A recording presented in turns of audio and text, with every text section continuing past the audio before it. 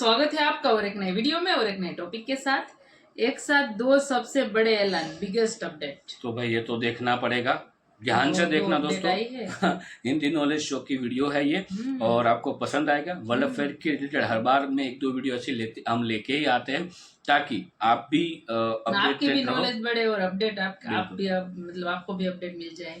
तो चलो दोस्तों वीडियो स्टार्ट करते हैं, आशा करेंगे पसंद आएगा। और पसंद आए तो आपको मैं हर बार बोलता हूँ दोस्तों, एक ही काम करना है, इस बार जरूर करके जाइएगा। वीडियो को like and share and comment. और चैनल पर पहली बार आए, सब्सक्राइब नहीं किया तो साथ में सब्सक्राइब भी कर दी। काम बहुत सारे हैं ये सारे, लेकिन एक ही है तो जरूर कर दीजिएगा। चलिए दोस्तों वीडियो स्टार्ट।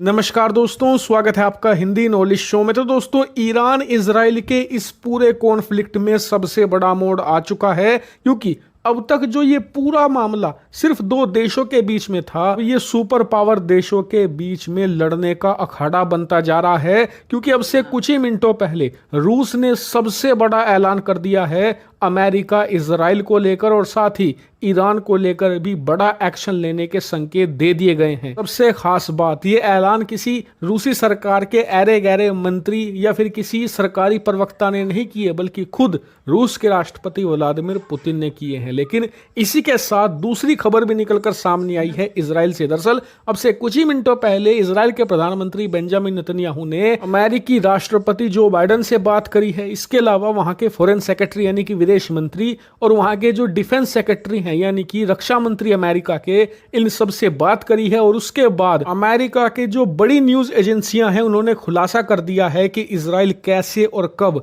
एक्शन लेगा ईरान के खिलाफ और किस प्रकार का बदलाव वो ले सकता है। इस पर बड़ी खबर आई है। दोनों खबरें विस्तार से मैं आपको बताऊंगा, लेकिन सबसे पहले शुरुआत करते हैं रूस से। दरअसल ईरान और इजराइल के इस पूरे युद्ध को लेकर रूस के राष्ट्रपति व्लादिमीर पुतिन ने सबसे पहले बयान तो ये दे दिया है कि दोनों देश अब शांति बनाए रखें, इस मामले को आगे ना बढ़ाएं। लेकिन इसी बीच दूसरा बयान पुतिन ने यह दिया है कि अमेरिका इजराइल और ईरान के बीच में ना आए, क्योंकि अगर अमेरिका दोनों देशों के बीच के युद्ध में या कॉन्फ्लिक्ट में उतरता है या फिर इजराइल की तरफ से ईरान पर अटैक करता है, तो ऐसी स्थिति में रूस खुले तौर पर ईरान का समर्थन करेगा और ईरान को पूरा सपोर्ट भी देगा। लेकिन आपका सवाल होगा कि अचानक से रूस इजराइल के खिलाफ ईरान को समर्थन क्यों दे रहा है? क्या वो इजराइल से नफरत करता है? तो बिल्कुल नहीं। दरअसल पूरा मामला कुछ इस प्रकार से है कि पिछले 1.5 सालों में यूक्रेन युद्ध के दौरान रूस के हथियार तेजी से खत्म हो रहे थे। ऐसे में ईरान ने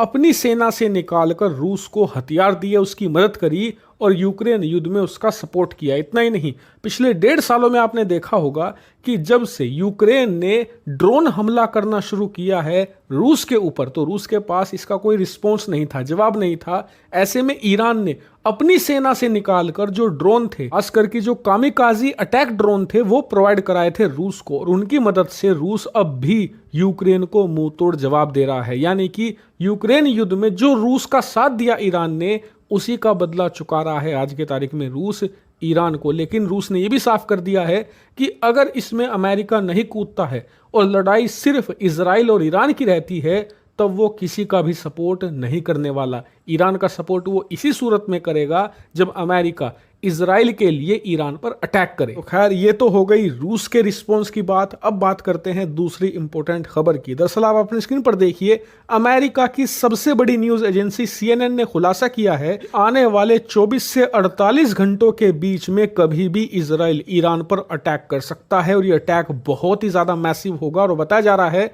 कि मोस्ट प्रोबेबली इजराइल अपने लड़ाकू विमानों के जरिए, खासकर कि स्टेल्थ F-35 लड़ाकू विमानों के जरिए ईरान की धरती पर एक मैसिव स्ट्राइक को अंजाम दे सकता है। और मेरे पर्सनल व्यू पॉइंट के हिसाब से ये बात बिल्कुल सही है। और एक बात मैं आपको और बता दूं कि पिछले कुछ सालों में जितना भी मैंने इजराइल की स्ट्रेटजी के बारे में पढ़ा है, मेरे अनुसार इजराइल जो रिहायशी इलाके हैं, यानी कि जहां पर ईरान में आम लोग रहते हैं, वहां पर अंधाधुंध अटैक नहीं करेगा, जैसे कि ईरान ने कर दिया इजराइल के ऊपर। ऐसे में मेरे हिसाब से अपनी एयर स्ट्राइक में इजराइल ईरान की जो न्यूक्लियर फैसिलिटी है, यानी कि जहां पर ईरान न्यूक्लियर बम बनाने का काम करता है, उन्हें टारगेट कर सकता है।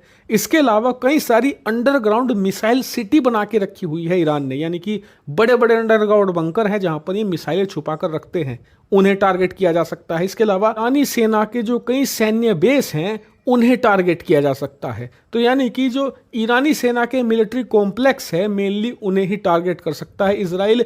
और इजराइल की रणनीति भी रही है कि आम लोगों को ज़्यादातर निशाना नहीं बनाते। हालांकि CNN ने अपनी रिपोर्ट में ये भी बताया है कि आज सुबह से ही अमेरिकी प्रशासन इजराइल के प्रधानमंत्री बेंजामिन नेतन्याहू को ये समझाने में लगा हुआ था कि अब मामले को ख़त्म कीजिए, ईरान के साथ एक नया युद्ध शुरू मत कीजिए वरना अमेरिका को भी इसमें इन्वॉल्व होना पड़ेगा। ऐसे में चीन इसका फ़ायदा उठा सकता है ताइवान में, और इस समय अमेरिका तीन युद्धों को अफोर्ड नहीं कर पाएगा। इसीलिए अमेरिका चाहता है कि इस मामले को दबा दिया जाए, लेकिन फिलहाल इजराइल का जो गुस्सा है उसे देखकर नहीं लगता कि इजराइल चुप बैठेगा। हालांकि जो भी होगा सबसे पहले अपडेट यही मिलेगा आपको, इसलिए चैनल को सब्सक्राइब कर लेना। तो दोस्तों चैनल को सब्सक्राइब जरूर से कर दीजिएगा। और जहां तक मेरे को लग रहा है इजराइल चुप बैठने वाला है नहीं, क्योंकि वो यही सोचेगा भाई इतना नुकसान सह लिया थोड़ा बहुत और ऐसा और भी इजराइल मतलब ऐसे जाने नहीं देता। इजराइल का क्या है कि ईरान के साथ एक प्रॉब्लम चल रहा है, ये न्यूक्लियर पावर की जो इसमें इजराइल है उसका विरोध करता है हर बार, ठीक है।